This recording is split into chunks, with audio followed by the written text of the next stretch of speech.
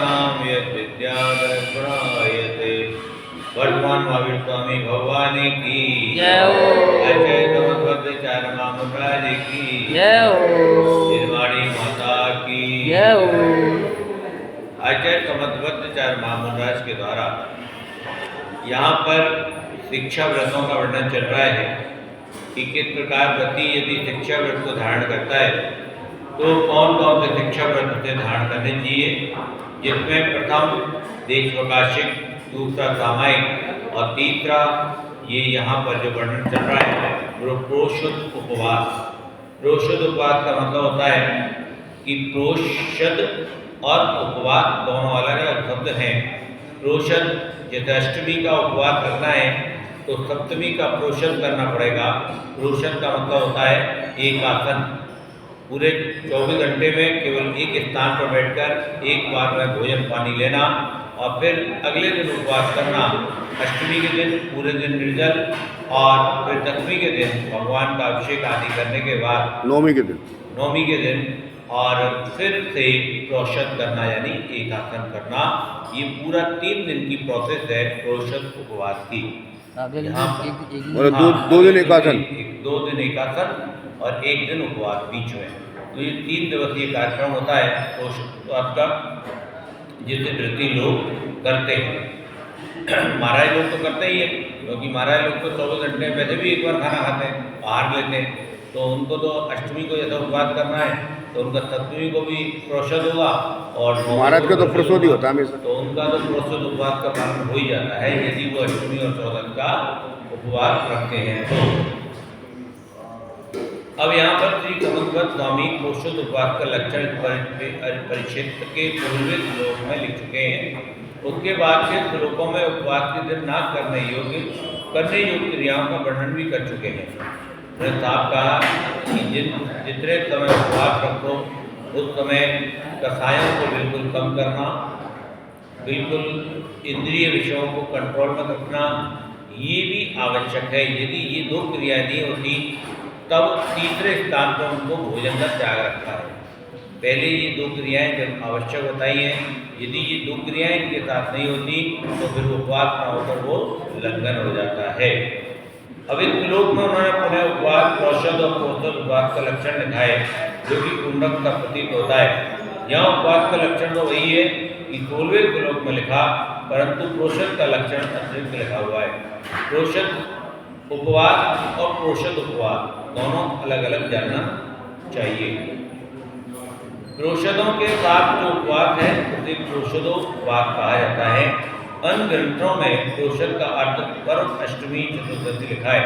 अतः पर्व के दिन किया हुआ उपवास प्रोषद उपवास कहलाता है।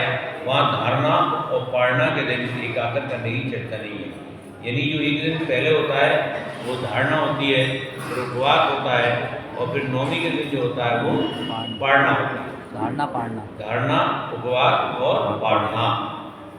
यहाँ इस श्लोक में धारणा और पारणा के दिन एकादश की चर्चा की गई है। जान पड़ता है कि तमध्वज स्वामी ने इस श्लोक में किसी अन्य मान्यता को उल्लेख किया है। धारणा के दिन एकादश करने की चर्चा तो पुरुषार्थ सिद्धोपाय में अमृतसर स्वामी ने भी की। उन्होंने प्रोषद उपवास के 16 पहर का वर्णन किया।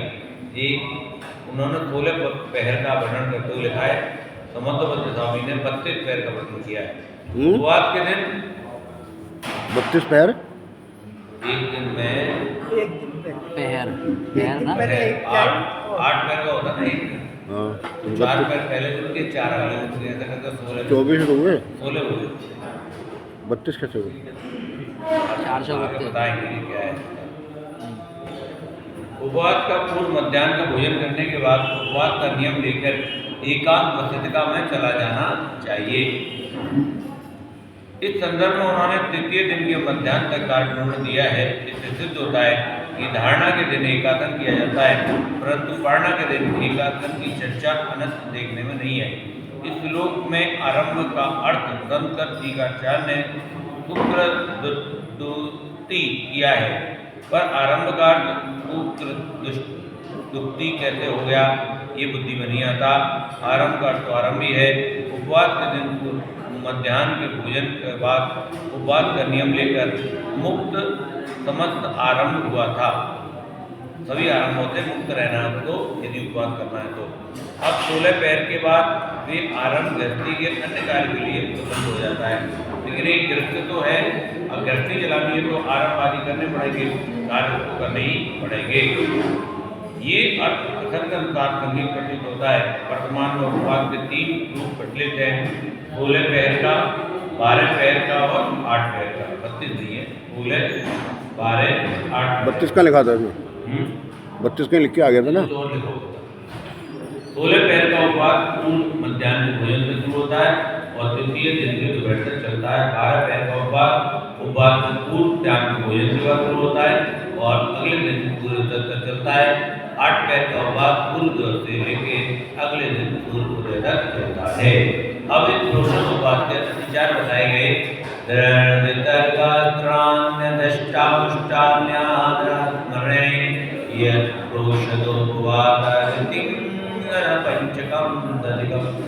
जो अदृष्टि मुष्टानी बिना देखे बिना सोए, ग्रहण विसर्गास्त्राणी पूजा आदि के उपकरणों को ग्रहण करना, यानी बिना देखे, आपने कुछ देखा नहीं, जमीन का शोधन नहीं किया और आप फट से आके बैठ गए।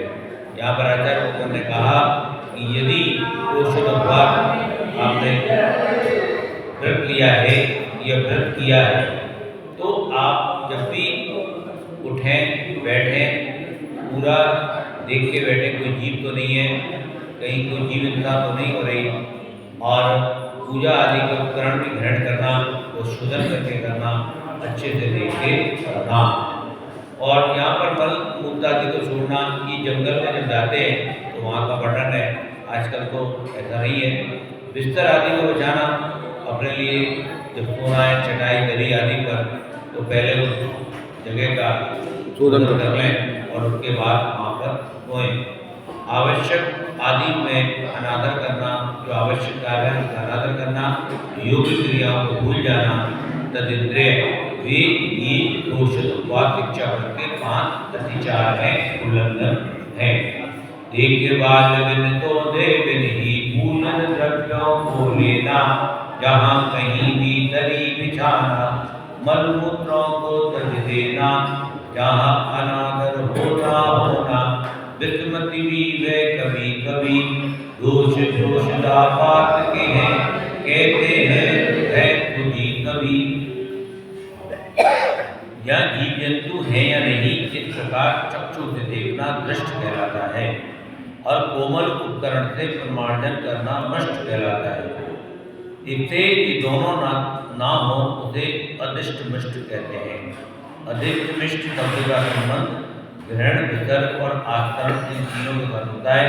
इसलिए अदिष्ट मिष्ट ग्रहण, अदिष्ट मिष्ट विसर्ग, अदिष्ट मिष्टाकरण, ये 3 अतिचार हैं।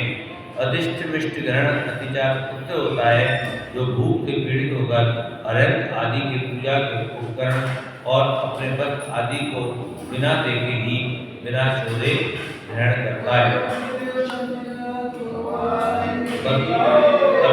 पूर्ण तरीके से उठाया, धरी करी, न देखा न बारा, कोई जीव आया मर गया। ये तो व्रती के लिए है ना ये सब नियम, वृद्धि के लिए तो है, जनरली लेकिन ये कार्य तो हमें प्रतिदिन करने चाहिए। जो शोधन है, जब हम अपने पूजन के उपकरण आदि खाली वाल हैं वो उठा रहे हैं रख रहे हैं, तो वही देख लेना चाहिए कहीं चींटी आदि तो नहीं है जिससे उनका घात हो जाए। क्योंकि ऐसा नहीं है कि पुण्य केवल पति को कमाना है या पाप से बचना केवल पति का कार्य है। जीव दया हमारा जैन धर्म का पहला नियम है।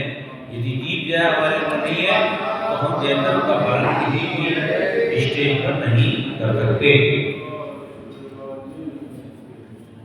अदिष्ट मिष्ट विसर्ग अतिचार उसके होता है जो भूख से पीड़ित बिना कारण देखे बिना शुद्ध जमीन पर छोड़ता है। ये यहाँ पर जैसे कोई बिहार हो रहा है या जंगल में या ऐसे स्थान पे या टॉयलेट के खुले में बने हुए हैं, तो उसका यहाँ पर वर्णन किया गया है। अधिष्ठा मिष्टा ग्रहण अतिचार उसके होता है जो भी भूख के पीड़ित होने के कारण बिना देखे बिना सोचे और बिस्तर आदि बिछाता है, कहीं भी सो जाता है, कहीं उठ जाता है, विचलित होकर तीन के सिवाय अनादर और अस्मरण दो अत्याचार और होते हैं, जिसमें अनादर का अर्थ है कि भूख से पीड़ित होने के कारण आवश्यक कार्यों में अनादर आदर नहीं करता। आवश्यक कार्य यानी जैसे उसको अभिषेक करना है, पूजन करना है या ध्यान लगाना है, आरंभ परिग्रह नहीं करना, उसके प्रति उसका आदर भाव नहीं रहता और उन्हें उपेक्षा भाव से करना।